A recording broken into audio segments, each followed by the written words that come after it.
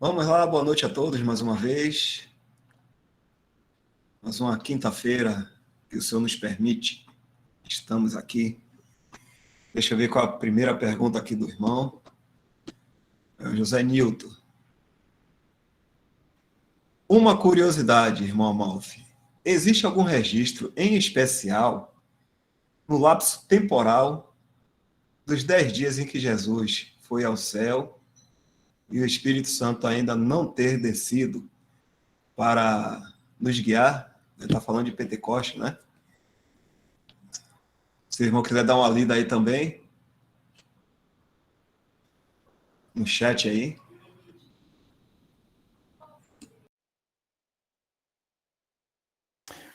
Não há, né? Com certeza. O Senhor, ele ascendeu aos céus e depois de 10 dias, né? Como o irmão falou, o Espírito Santo reúne aqueles mais ou menos 120 e forma um corpo deles, né? E ali é o... Mas o que aconteceu... Uma coisa importante da gente saber também é que tudo aquilo que diz respeito ao céu não está vinculado a tempo, né? Então, por isso que fala em Pedro também, né? Para o Senhor, um dia é como 1000 anos e 1000 anos como um dia. Por quê? Porque não existe essa função tempo. A função tempo existe apenas na Terra, né? Lógico que os astros, né, que nos rodeiam, né, também existe uma questão tempo, no Sol também, a rotação da Lua, né, na Terra, o Sol, ou melhor, a Terra em volta do Sol, os planetas, tudo existe em tempo, né? Mas esse tempo não está, o céu não está vinculado a tempo, né? Então, aqui na Terra passou-se 10 dias, mesma forma que na tribulação, e na grande tribulação, vão se passar 7 anos, né? Talvez um pouco mais, porque o começo dela não começa logo no arrebatamento, começa um pouquinho depois, mas e no céu nós vamos estar, embora não estaremos na eternidade, no sentido de que haverá ainda o milênio, né? Mas nós já estamos num ambiente eterno. Então, não existe mais tempo para nós, a partir do arrebatamento, né? Não vai existir dias, nós já estamos tantos dias aqui, ou meses, enfim, para nós não vai existir isso, né? Tanto assim que o tribunal de Cristo, o Senhor vai,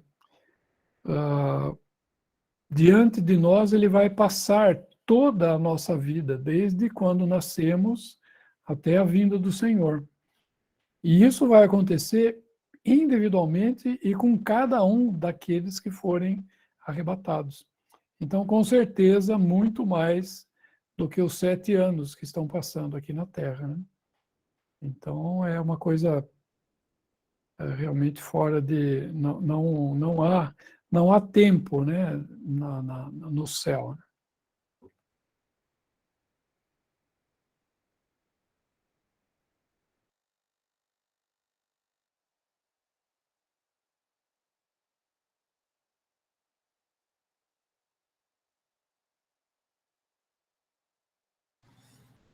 Muito bom isso aí, né? Os ambientes, como o irmão falou, serão diferentes, né? Tudo vai ser diferente, Dal. É... Tudo vai ser diferente. Eu estava pensando um dia desses aqui, era com relação ao canto, né? Que nós vamos cantar ao Senhor. Só que hoje nós cantamos, né? Não sei se eu comentei já com vocês isso, mas nós cantamos porque nós respiramos ar e aí nós expiramos o ar passa pelas cordas vocais, né? E nós temos um controle na garganta de como nós falamos, tal. E isso se transforma em ondas que elas são audíveis, né? Mas no céu não vai ser assim. Eu não sei como será, mas eu creio que não será assim, né? Nós não vamos precisar respirar, né? Respirar para cantar, vai ser uma coisa totalmente diferente, totalmente perfeita, né? Então, hoje a gente canta um hino, começa a cantar um hino de, sei lá, 5 estrofes, chega na quinta estrofe a gente já está cansado, eventualmente até ofegante, né? Porque o cantar não é apenas o respirar, né? Você respira tudo de uma vez, prende a respiração e vai cantando a frase, depois respira de novo, vai cantando a frase, e assim por diante, né? Então, hoje é cansativo, vamos dizer assim, né? Fisicamente falando, né? Mas no céu não, vai ser uma coisa perfeita, né?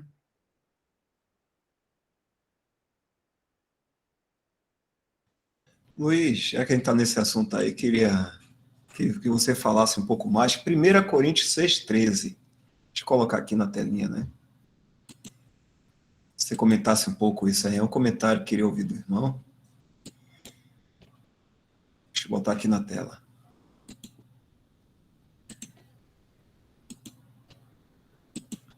Acho muito interessante isso aqui.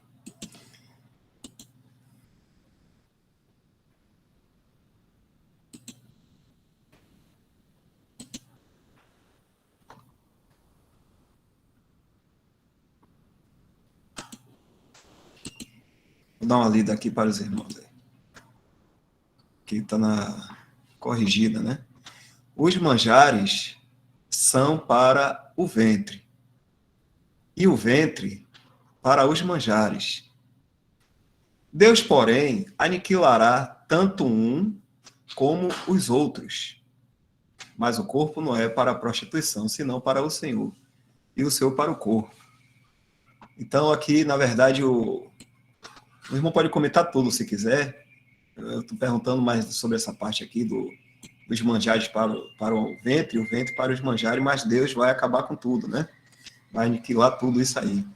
Então, estava lembrando que o Senhor, quando ressuscitou, teve um momento em que ele pediu pediu peixe, não foi? Acho que foi peixe, e os discípulos deram, e o Senhor ali na frente deles ali comeu, não é? Mas não haveria nenhuma necessidade, isso não quer dizer que o Senhor teve fome naquele momento ali, né? Aí eu queria ouvir do irmão aí um comentário a respeito dessa questão que vai acontecer com os corpos, né, glorificados. É interessante isso, porque nós teremos, como você falou, dar os nossos corpos, ou o nosso corpo, né? Cada um terá o seu corpo transformado. E a transformação dele vai ser... porque o nosso corpo hoje, ele é apropriado para viver aqui na Terra. E o nosso corpo será transformado para estar apropriado a viver no céu, né? Então, são coisas completamente diferentes, né? A vida hoje, ela está no sangue, né? Tem um versículo em Gênesis que fala, né? A vida está no sangue, porquanto o sangue, o homem não come, não deve comer sangue, né? Nada que contenha sangue, mas o sangue deve ser derramado na terra, né? Fala a palavra. Então a vida está no sangue. E o Senhor Jesus, ele derramou o seu sangue na cruz, né? Na cruz do Calvário, o Senhor derramou o seu sangue. E hoje ele vive, mas não vou ler o versículo aqui que o irmão colocou aqui. A carne...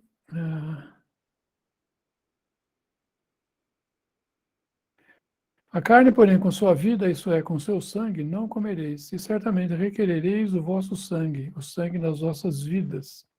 Da mão de todo homem o requererei, como também da mão do homem, da mão do irmão de cada um requererei a vida do homem. Mas tem um versículo que fala, a vida está no sangue, não é? Vou ver aqui.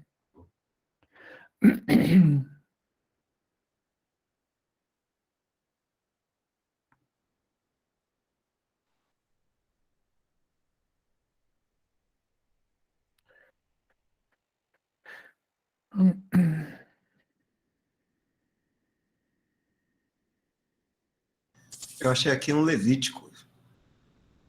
Levítico Pode ser. 17.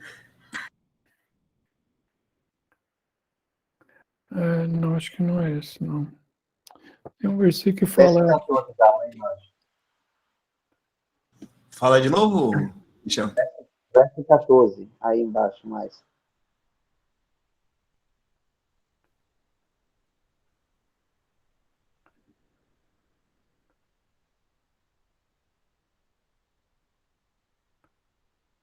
Porque a alma ou a vida, né? Quer ver? Clica abre esse versículo, por favor, dá o 14. A alma de toda carne é o sangue. A vida, a melhores textos, ela fala, porque a vida de toda carne é o seu sangue. A IBB também, porque a vida de toda carne é seu sangue. Então, a vida da nossa condição que nós vivemos aqui, ela está no sangue. Ou seja, o sangue, enquanto ele estiver circulando pelo corpo, enquanto ele estiver sendo purificado pelo rim, e enquanto ele estiver sendo renovado nos pulmões, a pessoa está viva, né? E enquanto ele estiver dentro da pessoa também, né? Lógico. Então, uma pessoa falece quando normalmente alguma dessas coisas para de funcionar, né? O coração, que bombeia o sangue, o rim, que filtra o sangue, ou o pulmão, que renova o sangue, que leva o alimento, né? Leva o oxigênio para fazer toda, enfim, o processo da vida nas células, né? Então, isso é uma condição do homem hoje aqui na Terra. O Senhor Jesus, como eu estava falando, ele derramou o seu sangue e quando ele aparece para os apóstolos, né, em João 20, ele apareceu no dia da ressurreição e depois, no próximo primeiro dia da semana, ele apareceu e quem estava ali era Tomé, né, os irmãos se lembram? E Tomé, o Senhor fala assim, vede que sou carne e ossos. O Senhor não fala sangue, porque o sangue havia sido derramado. Então era um corpo do Senhor que ele tinha, que ele já se colocava, né? As portas estavam fechadas, ele se colocou ali no meio dos apóstolos, dos discípulos, né? Acho que é 20. Deixa eu ver. Não é mais, não, é 20, não 21. Acho que é 20, não é? Vamos ver aqui.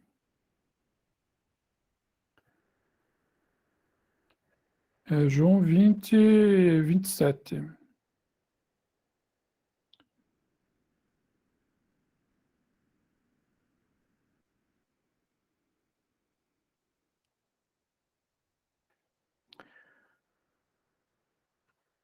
Não, 27 fala de Tomé, né?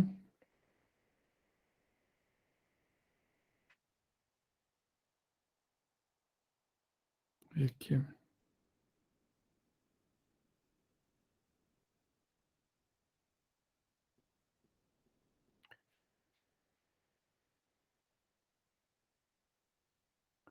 Não, é Lucas, perdão, Lucas 24, irmãos. Lucas 24, 39. É a mesma... quando o Senhor está ali com os discípulos, né, de...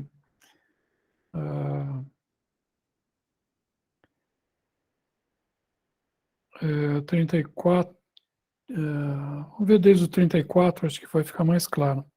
Os quais diziam, ressuscitou verdadeiramente o Senhor e já apareceu a Simão. E eles lhes contaram o que lhes acontecera no caminho e como deles foi conhecido no partir do pão. E falando ele essas coisas, o mesmo Jesus se apresentou no meio deles e disse-lhes, paz seja convosco. E eles, espantados e atemorizados, pensavam que viam algum espírito. E ele lhes disse, por que estáis perturbados e por que sobem tais pensamentos ao vosso coração? Vede as minhas mãos e os meus pés, que sou eu mesmo. Tocai-me e vede, pois um espírito não tem carne nem ossos, como vedes que eu tenho. E dizendo-lhe isso, mostrou-lhes as mãos e os pés. Então, o Senhor aqui, então, o sangue já não era mais a vida do corpo em que o Senhor Jesus estava. Mas o poder da nova vida, né? O poder da vida que nós temos hoje é do Espírito Santo. Então, quando nós chegar no arrebatamento, né? Não sei como, né? O Senhor nunca, em muitas ocasiões, o Senhor não fala como vai acontecer as coisas. Ele fala o que vai acontecer, não fala como vai acontecer, né? Então, no arrebatamento, né, nós vamos, aliás, antes do arrebatamento, na glorificação do nosso corpo, que é isso que acontece, né, num piscar de olhos, né? A nossa versão fala no abrir e fechar de olhos. A melhor tradução seria num piscar de olhos. No piscar de olhos, o que vai acontecer? O nosso corpo é transformado. E depois existe um processo que é nós sendo elevados ao céu para encontrar o Senhor nos ares, né? Esse é o arrebatamento. Então ali vão acontecer duas coisas: a glorificação do nosso corpo e depois seguida pelo arrebatamento. São coisas diferentes. Não é que o arrebatamento vai acontecer num piscar de olhos. Não é? O que acontece num piscar de olhos é a transformação do nosso corpo, a ressurreição dos mortos, daqueles que morreram em Cristo, daqueles que morreram na esperança do Senhor, né? Que são os santos do Velho Testamento. Isso acontece num instante e depois todos juntos sobem para estar com o Senhor. E aí, da mesma forma que o Senhor Jesus subiu aos céus, a gente sabe que se um homem hoje subir a uma altitude tal, ele não tem oxigênio, ele morre. Né? Por isso que quando vai por exemplo, alguém vai viajar de avião a 10 mil metros, né? 10 quilômetros lá para cima, a cabine precisa ser pressurizada, precisa ter oxigênio extra ali para que possa manter um ambiente como é aqui embaixo, né? Porque lá em cima é totalmente diferente. Por exemplo, quando pessoas subiram o Monte Everest, quando os alpinistas sobem, eles têm que levar oxigênio extra, tubo de oxigênio, aquelas coisas. Por quê? Porque o ar ali é muito rarefeito. Né? Então, o nosso corpo não suporta essas coisas. Né? E imagina, o Senhor subiu 10 mil, 20 mil, 30 mil, o Senhor foi até a casa do Pai, não é? Com aquele corpo que ele estava ali, que ele andou com os discípulos. Né? Então, por isso que vai haver toda essa alteração, né, no nosso corpo. Não sei se tem ar lá no céu, mas também não importa, porque se não tiver, nós não vamos precisar de ar para cantar, né? Como a gente começou a falar, né? Outra coisa, vai ter uma ceia das bodas do Cordeiro. Como é que vai ser isso? Eu não sei. Como vai ser, eu não sei. Eu sei que haverá. Né? Haverá uma festa no céu, haverá uma ceia, e o Senhor vai servir, né, os convidados, e não sei como vai ser, né? Então, com certeza, né, qualquer coisa que nós falarmos, a possibilidade de erro é extrema, porque vai ser muito mais excelente, né, do que a gente possa imaginar, né, com certeza.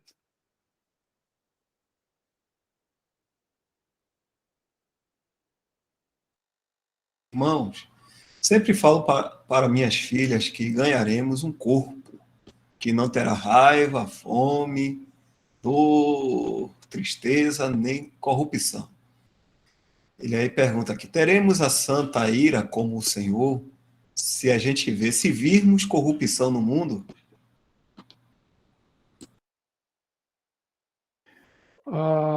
Uma coisa, Dal, nós não ganharemos um corpo, né? É o nosso próprio, é esse corpo aqui, esse corpo meu, seu e de todos os que serão arrebatados, né? Tanto os vivos como os ressuscitados, será o mesmo corpo que nós estamos vivendo, ou então que os mortos já morreram e os seus corpos se desfizeram, mas o Senhor sabe onde está cada partícula, cada átomo, né, do corpo de todas as pessoas. Imagina, por exemplo, o corpo de Abel, não é? O Senhor sabe exatamente aonde está o corpo de Abel, e ele vai ser trazido novamente, o próprio corpo de Abel, e ele vai ser glorificado também, e ele vai também subir com, né, com todos os santos, tanto do Novo Testamento como do Velho Testamento, aqueles que creram, né? Então, não é um corpo diferente, é o nosso próprio corpo, que será transformado. E, no fim, eu falei do corpo, Dal, e acabei esquecendo o resto que você perguntou, irmão. não, mas tá bom. Eu me atentei na questão do corpo. Sobre o ventre e os alimentos, né, que serão destruídos. Mas está seguindo. Isso, exatamente. A gente começou com a história do ventre, né? Então, o ventre, né, que vai ser destruído, é porque não é que ele vai ser destruído, ele vai ser, não vai ter valor, não vai ter, assim como o Senhor, ele pôde comer, ele poderia também não ter comido.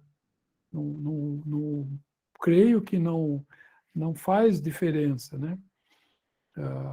Por quê? Porque a vida não está no sangue. Hoje a gente come, o nosso estômago e intestino, né, fazem a digestão, e aí o sangue vem e pega os alimentos e leva para a célula, e é assim que funciona o nosso corpo, né?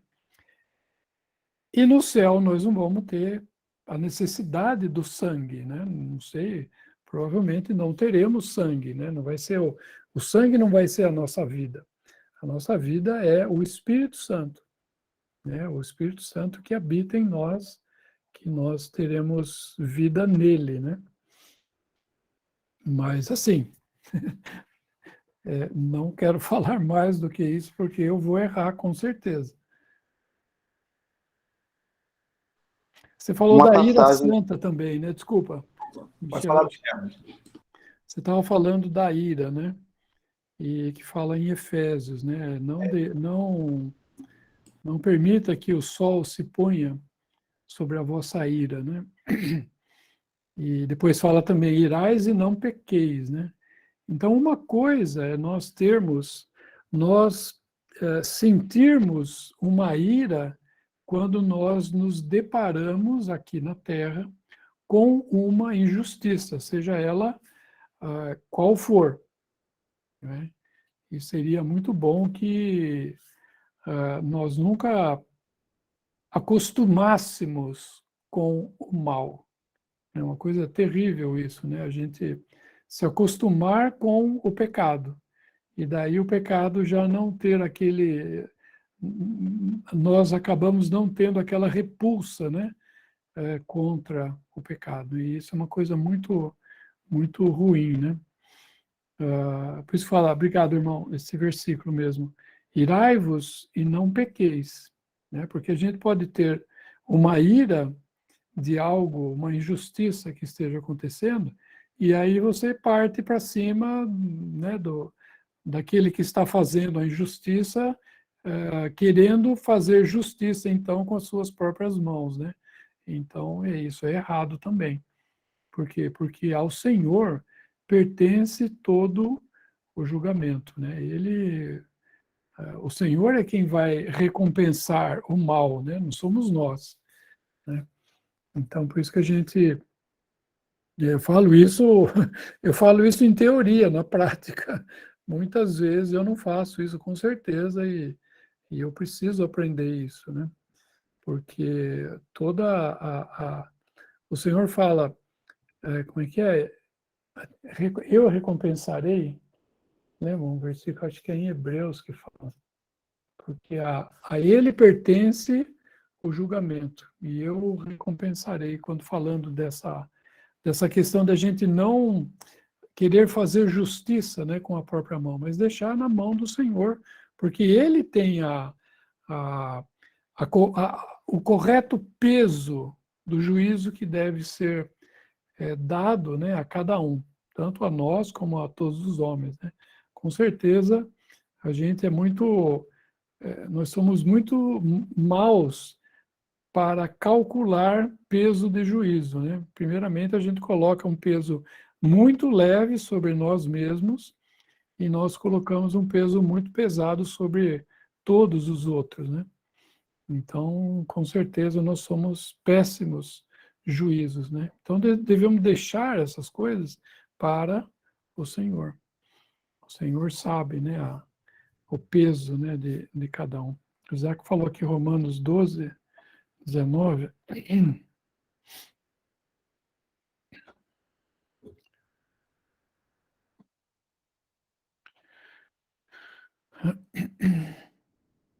Isso, é exatamente isso, Isaac, obrigado.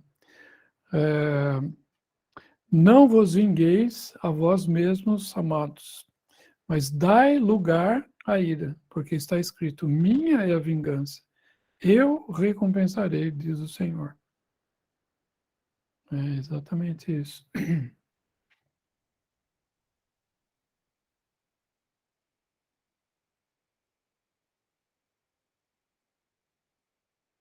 O irmão Leone agradece aqui também. Eu estava até lembrando aqui que até na passagem que a gente viu de João, foi Lucas, né, que a gente viu, deixa eu voltar aqui, que fala sobre o Senhor ressuscitado ali. Aqui. Como o irmão falou, né? Somos nós mesmos. E falando ele destas coisas, de assim, o mesmo Jesus. Eu estava até lembrando disso quando o irmão estava falando. Porque outro corpo já não seria a gente, né, irmão? E principalmente, o Dal, se fosse outro corpo, não existiria a ressurreição. Porque a ressurreição, o que é? A ressurreição é a união, né? Então, o que é a morte, né? Antes da ressurreição? O que é a morte? Nós somos um ser tripartido, né? Nós somos espírito, alma e corpo. E a morte, o que é? A morte é a separação do espírito e alma com o corpo. Então, o corpo, por fraqueza, por velhice, por algum acidente, enfim, o corpo falece. A alma e o espírito não falecem. Quem falece é o corpo. E quem é ressuscitado é o corpo. A alma e o espírito não são ressuscitados. Por quê? Porque não morrem. Né? Então, a ressurreição, o que é? É essa alma, ou melhor, esse espírito e essa alma se unir novamente com esse corpo dessa pessoa que morreu. Entende? Então, isso é ressurreição. Então, se eu recebo, né, um novo corpo, então já não é o meu corpo, é um outro corpo. Não é? Então, isso não é ressurreição. A ressurreição é o levantamento do próprio corpo, daquele que morreu. Por quê? Porque, como eu falei, o espírito e a alma não morrem, eles vivem para sempre. Não, lembra um versículo que fala assim, que Deus é Deus dos vivos, né? Ele é Deus de Isaac, de Abraão, de Isaac e Jacó. Por quê? Porque eles estão vivos. O corpo deles está morto, mas eles, espírito e alma, está plenamente vivo.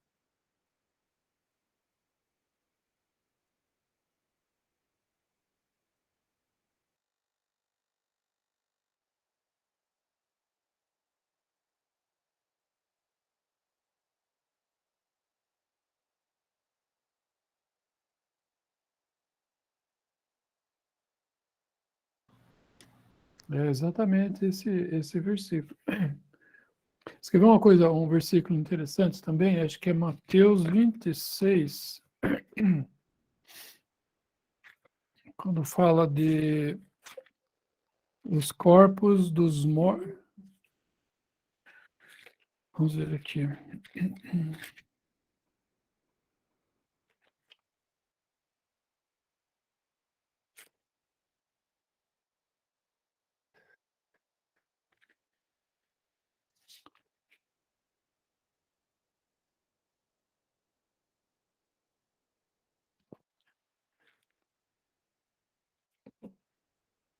É Mateus 27, Mateus 27,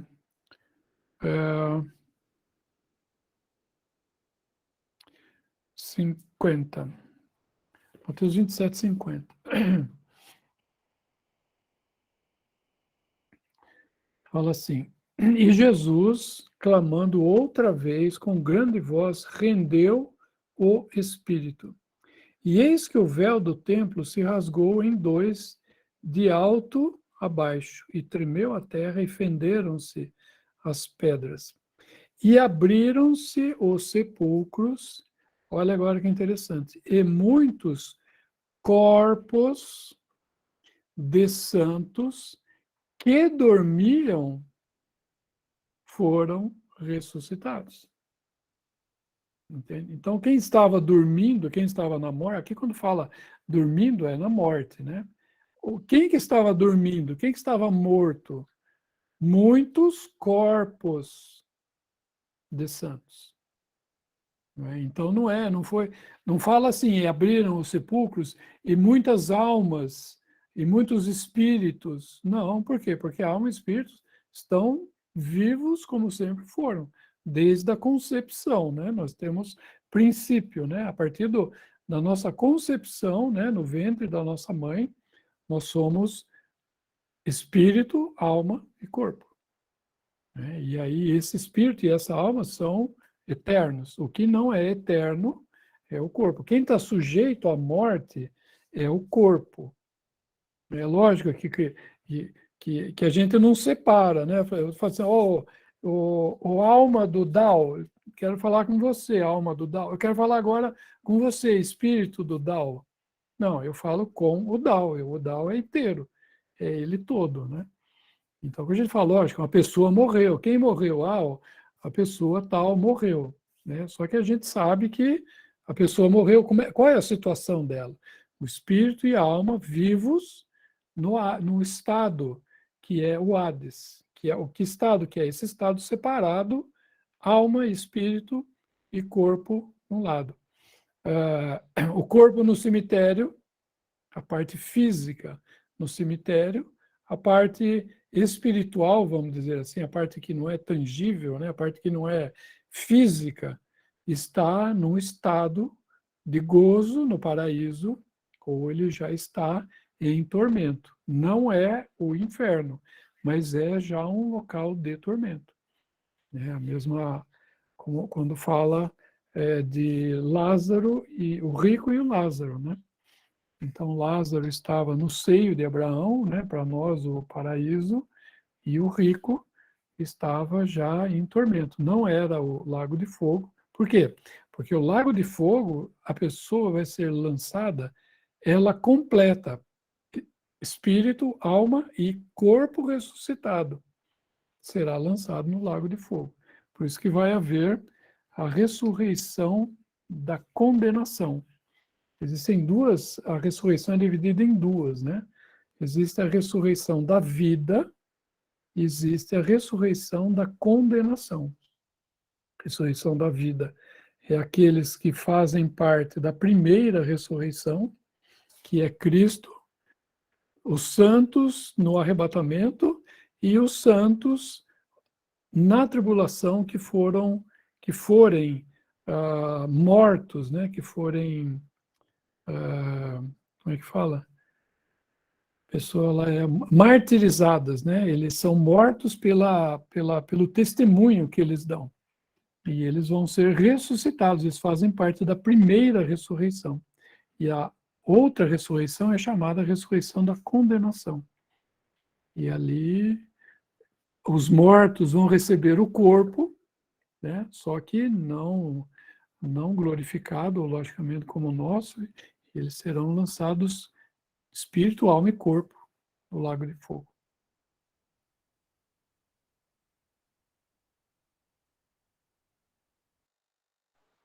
Ô, irmão Luiz, pegando esse gancho aí da ressurreição, eu peço para o irmão explicar, na medida que o senhor permitir, lá em 1 Tessalonicenses 4, quando diz que os mortos em Cristo ressuscitarão primeiro, quando diz os mortos em Cristo, engloba todos os santos até antes da igreja, ou só a igreja, já que o termo em Cristo ele é algo especial à igreja, ou nesse sentido é geral?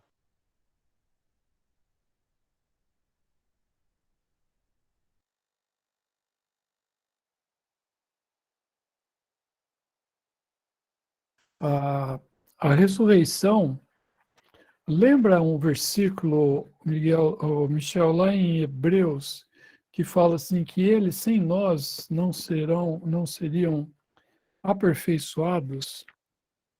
Vamos ver aqui onde está. No final do capítulo 11. Final do 11, né?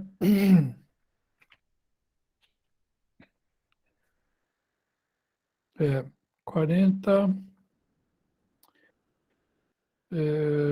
39, talvez.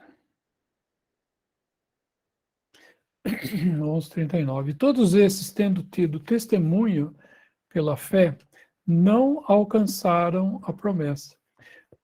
Provendo Deus alguma coisa melhor a nosso respeito, para que eles, sem nós, não fossem aperfeiçoados.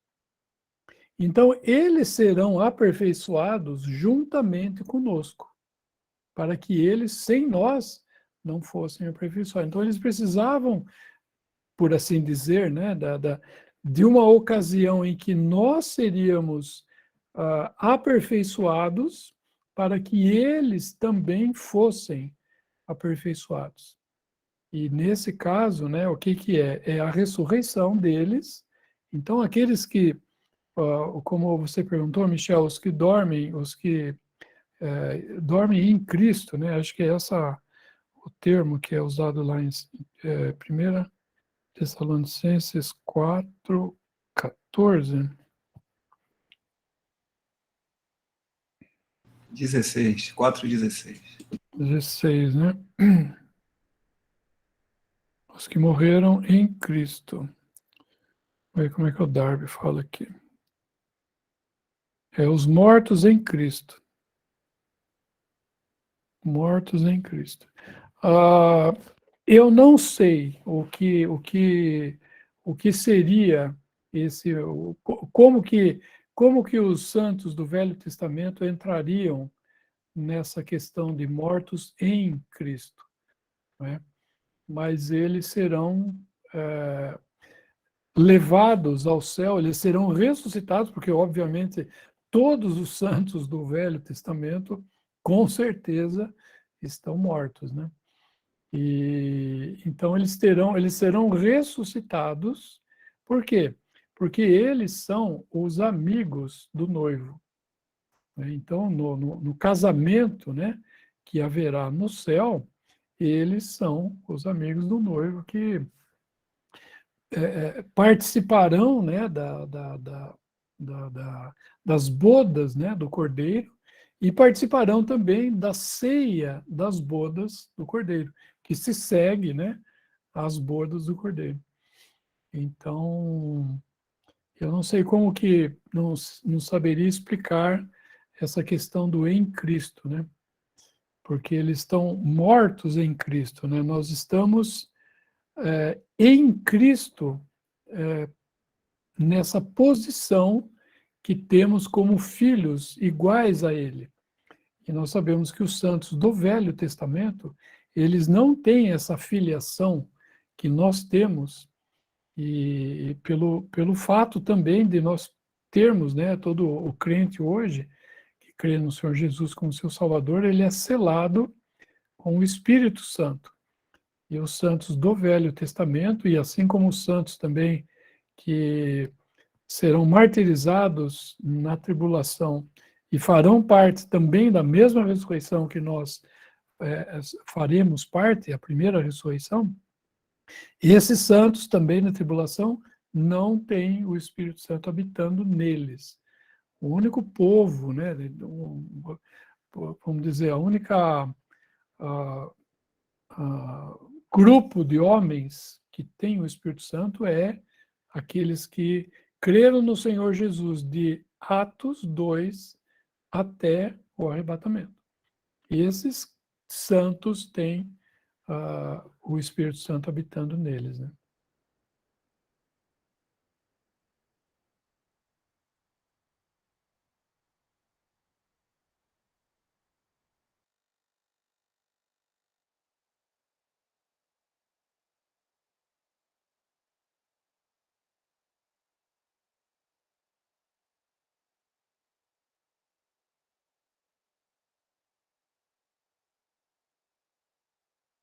Certo, irmão, obrigado. O irmão Leone até colocou aqui, né? Mais uma vez, obrigado.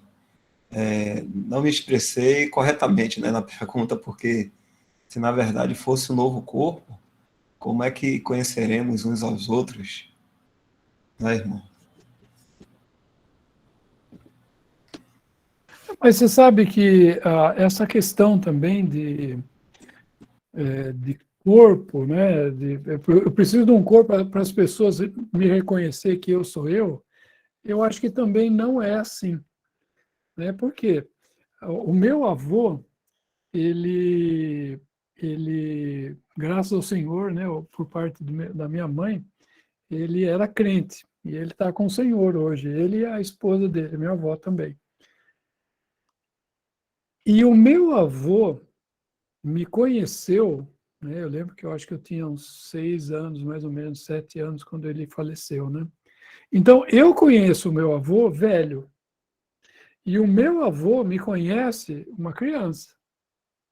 E quando nós chegarmos, né, no arrebatamento, eu vou ter o meu, até os irmãos falam, né, nós vamos ter a idade de 33 anos, né? Ou seja, nós vamos estar na plenitude da nossa vida, na plena capacidade da nossa vida. Então, eu vou ver o meu avô com 33 anos, vamos dizer assim, se for essa a relação, né? E o meu avô, que me conheceu com 5, 6 anos, vai me ver com 33. Ou seja, a questão do corpo aí não é isso que define, né? Por quê? Porque vai ser tudo diferente, mas nós vamos ter o conhecimento pleno de todas as coisas, o que nós não temos hoje, né? Por exemplo, os irmãos se lembram quando o Senhor chamou os 3 apóstolos, né? Pedro, Tiago e João, e os levou a um alto monte e ali ele se transfigurou. E ali apareceram Elias e Moisés. E Pedro olhou e falou, Elias e Moisés. Pergunta, como que Pedro sabia que aquela pessoa era Elias? E como ele sabia que aquela outra pessoa era Moisés? Não é? Então, isso era foi talvez vai ser esse o conhecimento, né, que nós vamos ter, que nós vamos olhar, esse aqui é Adão, aquele lá é Abel, aquele lá é Davi, esse é Salomão, né? Enfim, e eles também vão conhecer, esse daqui é o Luiz Amalfi, esse aqui é o Dal, o Michel, enfim, né? Então vai haver um conhecimento, né, que a gente não... Nós não temos capacidade hoje de entender como vai ser isso, né?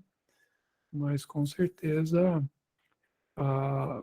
não é por causa do corpo, que eu preciso do mesmo corpo, né? Porque, no caso aí que eu falei do meu avô, né? Ele só me viu criança, né? E eu só vi a ele velho, né?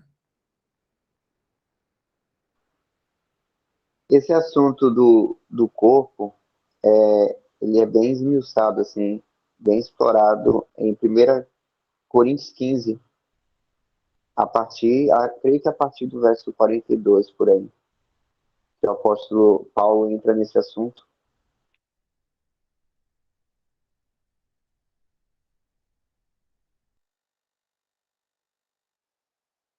Ele, inclusive, fala sobre o corpo, que nessa versão aí é corpo animal, corpo espiritual, e as diferenças, né, e as glórias que cada um tem. Mas é interessante que ele não fala que é um outro corpo. Por exemplo, o corpo terrestre que temos, a gente vai ter um outro corpo celestial. Só fala que será transformado. Então ele fala, mais embaixo, ele diz assim, ali, semeia-se corpo animal, ressuscitará corpo espiritual. Se há corpo animal, há também corpo espiritual. Assim está também escrito, o primeiro homem, Adão, foi feito em alma vivente. O último Adão, em espírito vivificante. Mas não é primeiro o espiritual, senão o animal, depois o espiritual. O primeiro homem da terra é terreno. O segundo homem, o Senhor, é do céu. Qual o terreno, tais são também os terrenos. E qual o celestial, tais também os celestiais. E assim como trouxemos a imagem do terreno, assim traremos também a imagem do celestial. E agora digo isto, irmãos, que a carne e o sangue não podem herdar o reino de Deus, nem a corrupção herda a incorrupção. Então aqui também é citado a questão do sangue, né, que eu estava falando anteriormente. Então fala da questão que agora nesse momento, a gente carrega a imagem do corpo terreno, mas logo, logo traremos também a imagem do celestial. Mas é interessante que não fala de um outro corpo ou uma outra coisa, é apenas uma mudança no sentido do caráter, né? Do tipo, vamos dizer assim, mas o corpo é o mesmo.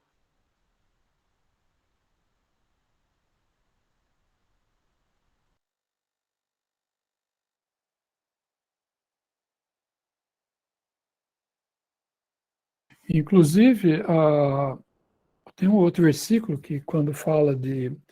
O Senhor está perguntando... eu não lembro como é que é o contexto lá, que eles perguntam... Acho que é os saduceus, né, que falam de ressurreição. Eles não acreditavam em ressurreição, mas eles estavam tentando o Senhor no assunto de ressurreição, né? E aí o Senhor fala que no céu não casam nem se dão em casamento, mas serão como os anjos do céu, né? Os anjos no céu. Por quê?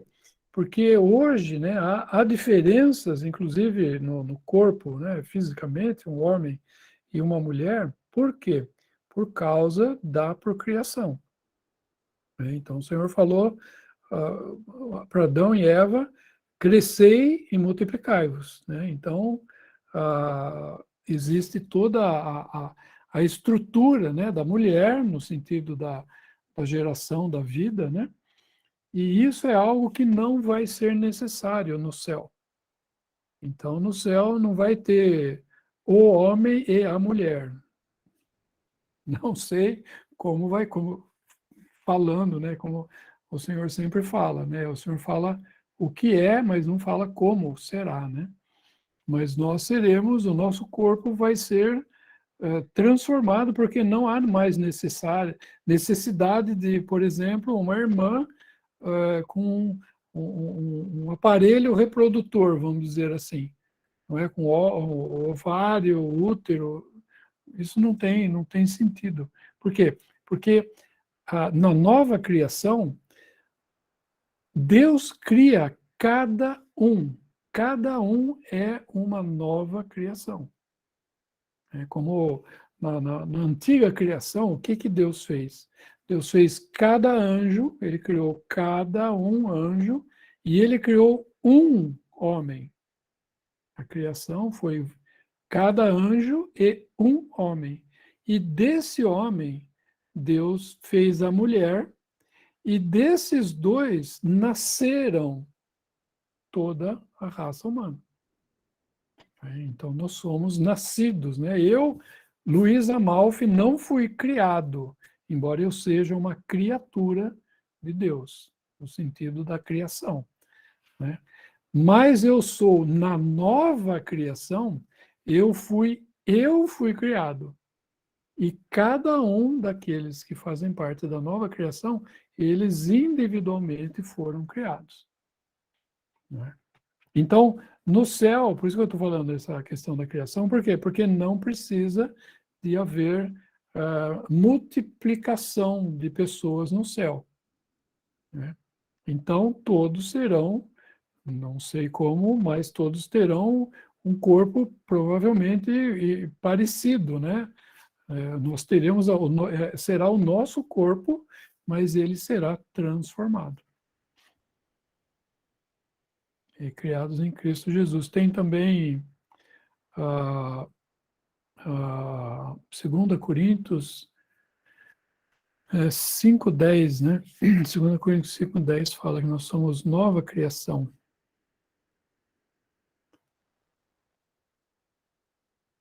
Ou não? Não, um pouquinho mais para baixo, perdão, não é 10, é mais para baixo.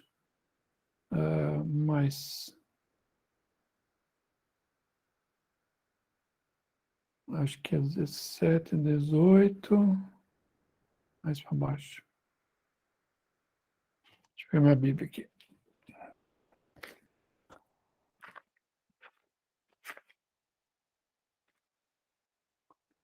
Segunda Coríntios 5:18. 5:17. Assim que alguém está em Cristo, nova criação, né? Essa palavra não está correta. Isso. Criação na TB. TB está certo. Ou a ARA também fala, né? Criação, ou criatura ou criação. Na verdade, criatura e criação não é a mesma coisa, né? Então, esse ou aí está errado. Deveria ser a nova criação. Então, Deus criou, né? É uma nova criação de Deus. Deus está criando indivíduos agora, né? Uma nova criação. O Darby fala nova criação.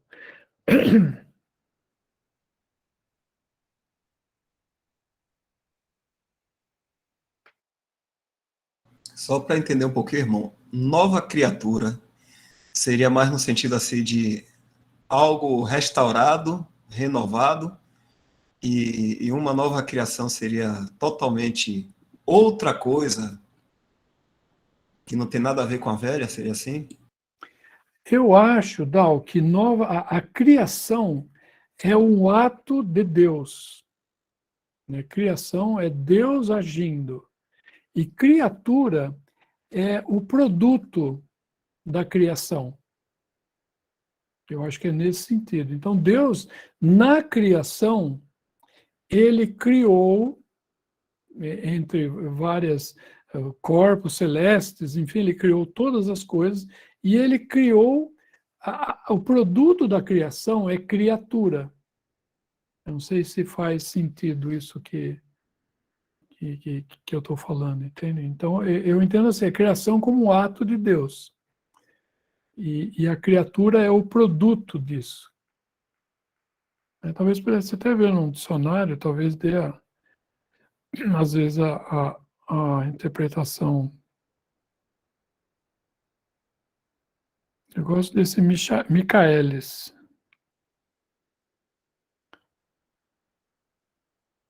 Às vezes erra, né? Às vezes a gente vai perguntar alguma coisa, traz um conceito, às vezes, religioso, né? Então, ele fala aqui É porque criatura. criatura também remete a criatura, remete ao significado de pessoa. E Isso, na palavra não é dito que a gente se torna uma nova pessoa, mas é a nova natureza que habita em nós, mas continuamos, como posso dizer, a mesma pessoa, vamos dizer assim, mas é uma nova criação que tem a ver com de uma nova criação feita diretamente de Deus. Então é isso que o irmão Luiz falou. Quando fala nova criatura, dá uma impressão de nova pessoa, e aí pode até confundir, né? Até com outras partes da doutrina, se focar nesse termo. exatamente.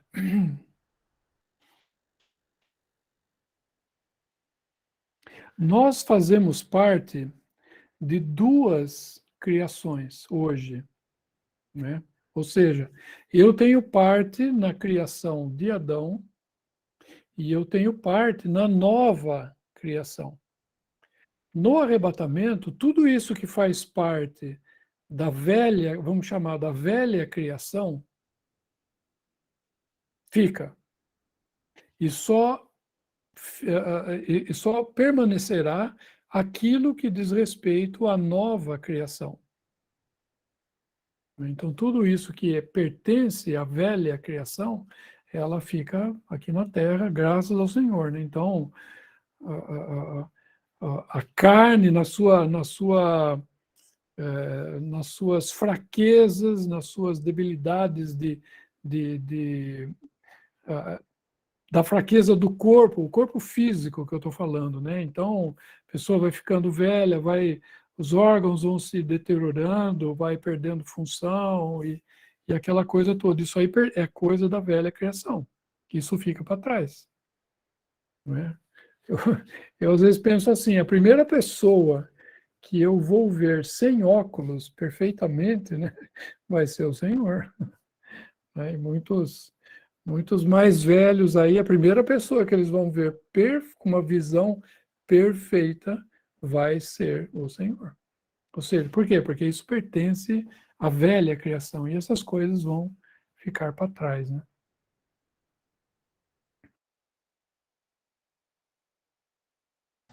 O irmão até colocou aqui, qualquer cantinho no céu, para mim, já está excelente. E realmente já serviria qualquer cantinho, mas só que Deus deu muito mais, né? Com certeza. E Deus não quer que nós fiquemos num canto, né? Com certeza. Deus quer que... Porque nós somos um triunfo para Cristo. Né? Lembra aquele versículo em Isaías 53, né? O trabalho da sua alma ele verá e ficará satisfeito. Então, com certeza, ele não quer... Lógico que eu entendi o que a irmã falou, mas nós vamos ser para a glória dele. Né? Nós seremos para a glória dele. E nós somos o triunfo da vitória de Cristo. Né? O triunfo é todo, né? Quando havia nas guerras antigamente, havia como chama, uma invasão e o rei ia lá e conquistava uma cidade murada, enfim, um reino e tal, ele levava o triunfo dele. Então, tudo aquilo que era riqueza, ele levava para ele, e aquilo ali era o, como chama? Era o resultado da grande vitória desse rei. Né? E o Senhor Jesus, ele é o grande vencedor, com certeza. Né? O maior, o maior vencedor que já houve em toda a criação, né? O Senhor. Então, nós somos para a glória dele. Então, ele com certeza vai dar um lugar especial para cada um de nós, né?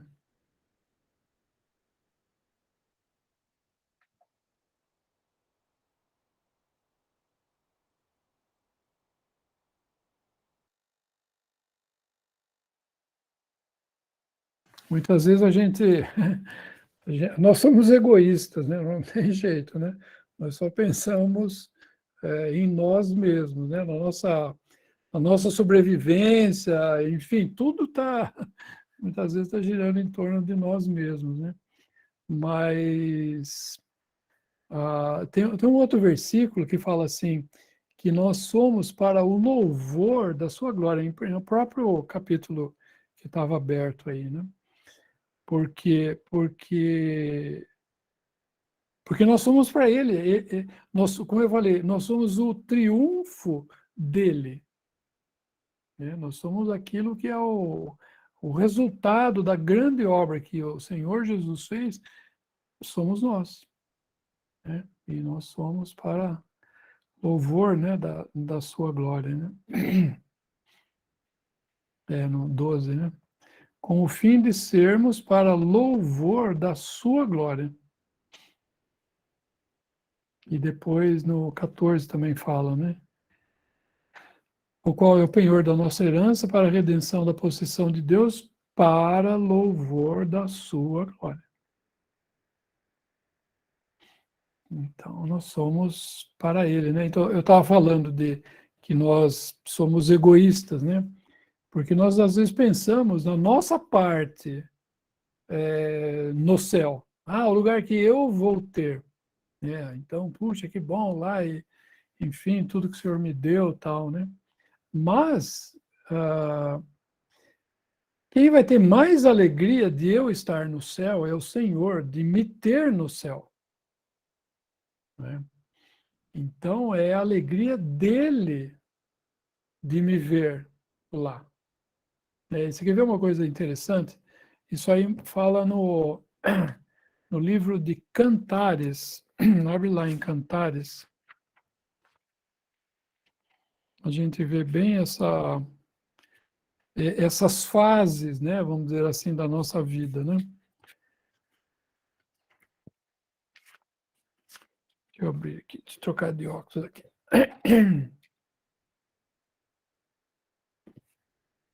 Cantares, acho que é capítulo 2, primeiro.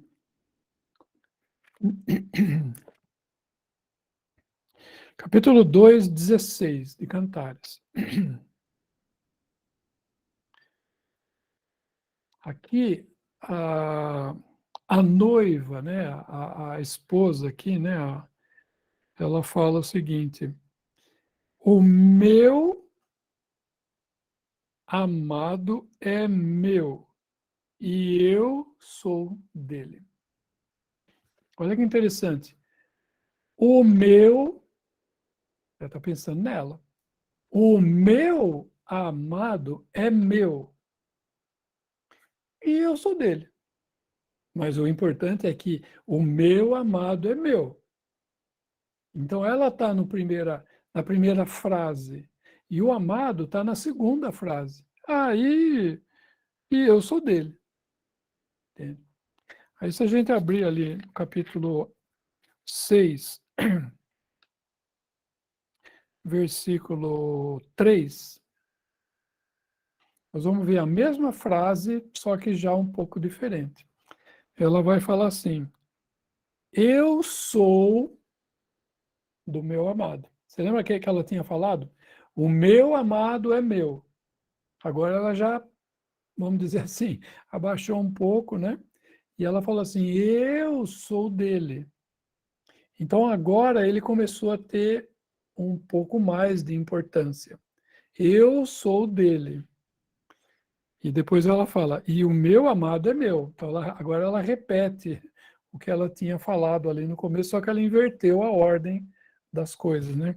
Então ela ainda fala dela, porque ela fala, o meu amado é meu. Quando ela chega no capítulo 7, versículo 10, olha a mudança, capítulo 7, versículo 10. Ela fala assim, eu sou do meu amado, e ele me tem afeição. Ou seja, ela já não se importa que ele seja dela, mas o importante é que ela seja dele. Não é? E isso é o ponto, né? Muito importante, a que nós cheguemos também. Né? Eu sou do meu amado, e ele me tem afeição. Você vê que ela nem coloca na conversa aqui o amor dela por ele, e nem que ele é dela. Não, não importa mais ela, importa só ele. Eu sou dele e ele me tem afeição. Então, quando a gente chegar no céu, isso a gente deveria, vamos dizer assim, né, já sermos formados, vamos dizer, nessas coisas, né? Mas quando eu chegar lá no céu, não vai ter importância nenhuma a nós. Vai ter importância a ele. Ele vai ter toda a importância. E o que importa é que ele me ama. Porque o meu amor por ele é falho. É muito falho. Mas o que importa não é o meu amor por ele, é o amor que ele tem por mim. E é interessante que isso, o apóstolo João teve essa percepção, né? Porque ele fala assim, o discípulo a quem Jesus amava. E várias vezes a gente vê isso só no Evangelho de João, e João falava isso quando ele estava dizendo de si mesmo, né? O discípulo a quem Jesus amava. Quantas vezes ele fala isso, né, no Evangelho de João? Por quê? Porque interessava não o amor dele pelo Senhor, mas o amor do Senhor por ele, né? E quando a gente pensa em Pedro, Pedro é o contrário, né? Pedro, ele acreditava, ou ele confiava, né, melhor dizendo, Pedro confiava no amor que ele tinha pelo Senhor. E era verdade, o amor dele era como chama? Ele era autêntico, só que era falho, como o nosso amor pelo Senhor é falho também. Né? Eu preciso admitir, né, de minha parte. Então, Pedro amava o Senhor, só que não era o amor dele que importava, era o amor que o Senhor tinha por Pedro que importava.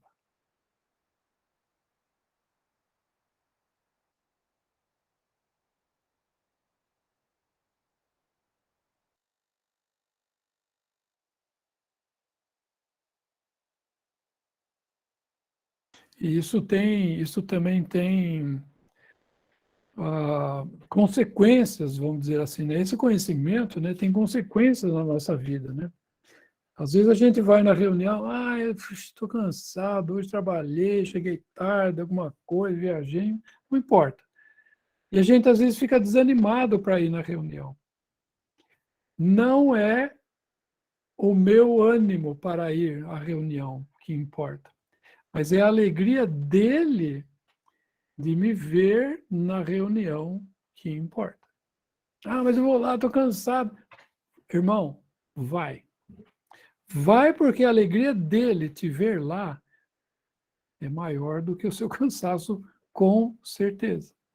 E não importa. Às vezes eu vou lá, puxa, estou preocupado, estou com esse cara, negócio na cabeça. Não importa, vai.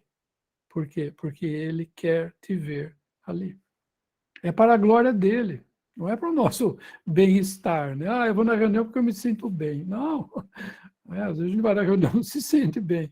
Mas não importa, vai, porque ele se sente bem, por assim dizer, né?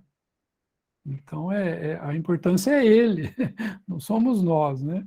É ele.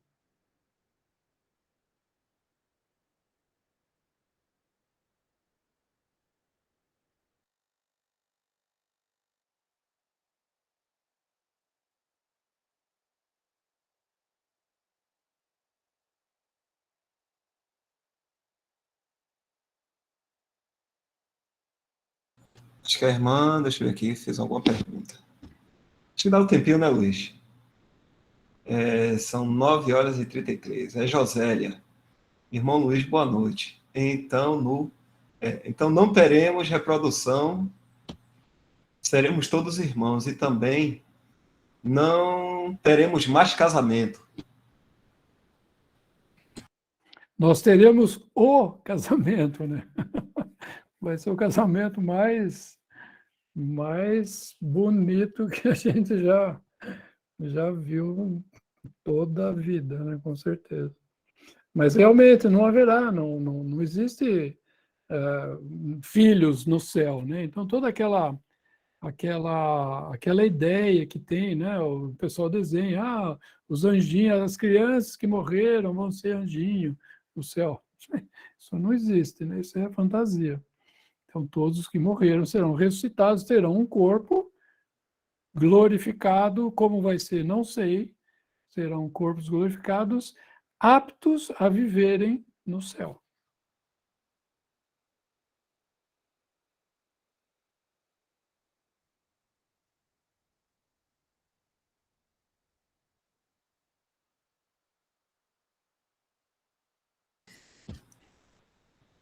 Maravilha. 9h34. Acredito que já está bom aqui, né? Conversamos bastante aí, graças ao Senhor, né? E como o irmão falou aí, Luiz Amalfi, isso é um sentimento que aqueles que estão em comunhão deveria ter, né? Não olhar para si mesmo, as circunstâncias do trabalho, até mesmo porque o trabalho que nos proporcionou foi o próprio Senhor, né? E, então a gente deve honrar o Senhor nisso aí também, né? Não é o irmão quando está falando isso, Luiz Amalfi, não é porque é uma lei, uma regra, tem que ir, não, mas é uma questão de a gente se analisar, né? Ter, meditar nisso, né? Porque muitas vezes a gente está cansado para ir na Assembleia, mas pode ser que a gente não esteja cansado para ir no shopping. Porque muitas vezes a gente pensa assim, eu estou muito cansado do trabalho e preciso relaxar a mente, preciso dar uma distraída. Eu creio que não existe um relaxamento melhor do que nos braços do Senhor. Com certeza. Com certeza. Então, muitas vezes, Não realmente, existe lugar melhor no mundo do que estar junto do Senhor, com certeza. e a gente, erroneamente, a gente às vezes acaba pensando, né? Pô, trabalhei demais, tal, e aí estou muito cansado e preciso arejar a mente, né? Como a gente fala, né? E aí, não pensa no Senhor, né? Na alegria do Senhor, como o irmão falou aí. Com certeza. Lembra quando os discípulos vieram e estavam cansados, não sei o quê, o Senhor chamou eles à parte e ficou com eles. Melhor lugar para descansar, né? Junto com o Senhor.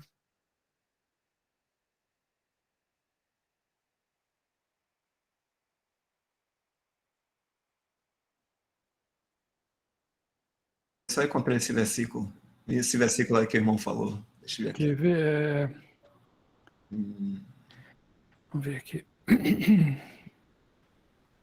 Acho que Marcos aqui eu vi Marcos 6,31, será que é esse? Deixa eu ver aqui.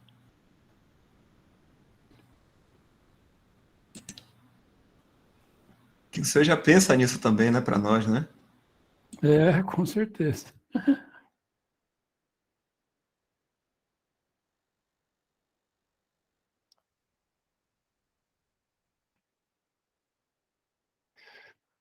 Eu não estou achando aqui. Você achou?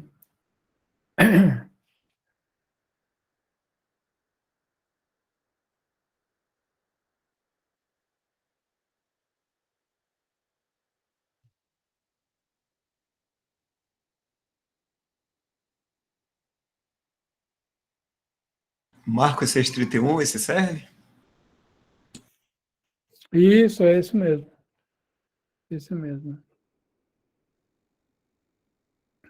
E ele disse-lhes: Vinde vós aqui à parte, a um lugar deserto, e repousai um pouco. Porque havia muitos que iam e vinham e não tinham tempo para comer.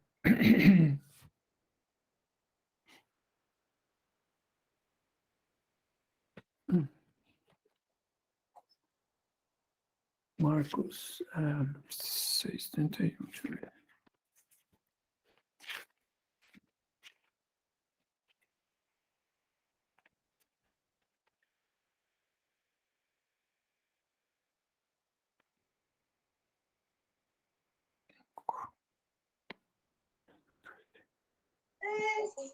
Vamos ver aqui.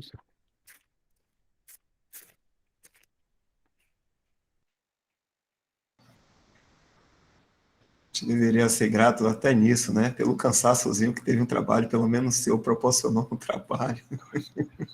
É, com certeza. Até esse cansaço foi válido. Tudo é ensino. O Senhor é o Deus das nossas circunstâncias. Ele permite todas as coisas para nos ensinar, né? Com certeza. Mateus 15.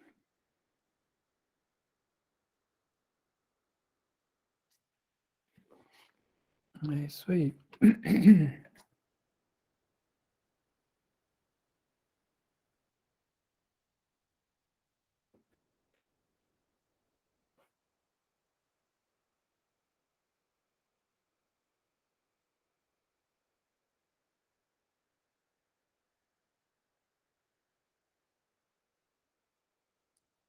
Eu vi aqui, irmão, estava fazendo a busca aqui e vi esse em Marcos, não é? Será que isso tem um sentido de que Marcos é apresentado como servo, né? O Senhor como servo, e o servo tem aquela questão assim da sua atividade? Seria isso também? E será que só está em Marcos aí? E agora que eu estou vendo, né? Eu não, agora não saberia dizer, Dão.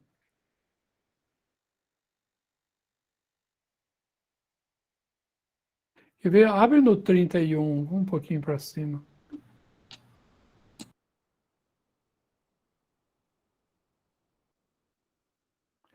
No 30, né, fala. E os apóstolos juntaram-se a Jesus, contando-lhe tudo, tanto o que tinham feito como o que tinham ensinado. Isso aqui eu acho que é quando eles voltam, né? O Senhor havia enviado a eles, e aí eles voltam e contaram para o Senhor tudo o que tinha acontecido, né? Quando eles foram enviados 2 a 2, né? Fala.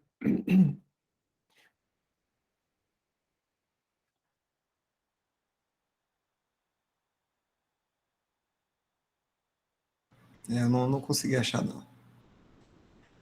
Pois bem, irmão. Maravilhoso. Serve muito para mim, em primeiro lugar. Para nós todos, com certeza.